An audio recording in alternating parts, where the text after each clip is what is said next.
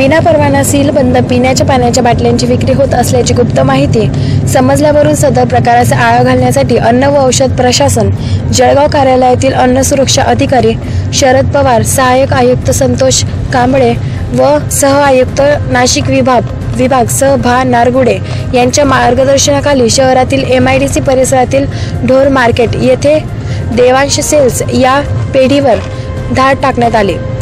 सदर पेढीकडे आवश्यक अन्न परवाना नसताना सुद्धा जळगाव शहरात व जिल्ह्यात सीलबंद पिण्याच्या पाण्याच्या बाटल्यांचे उत्पादन प्रामुख्याने गुजरात जिल्ह्यातील विक्री करीत असल्याचे निदर्शनास आले। या पेढीमध्ये 4,10,80 किमतीचा पाण्याच्या बाटल्यांचा अन्न सुरक्षा मानके कायद्यान्वये साठा जप्त करण्यात आला। जळगाव जिल्ह्यातील सर्व अन्न व्यावसायिकांना कळविण्यात येते की कोणताही अन्न व्यवसाय करण्याआधी अन्न परवाना नोंदणी प्राप्त करून घ्यावी, असे सहाय्यक आयुक्त अन्न व औषध प्रशासन महाराष्ट्र राज्य जळगाव यांनी कळविले आहे। सुनील पाटील यांचा रिपोर्ट, बुलंद पोलीस टाइम्स, जळगाव।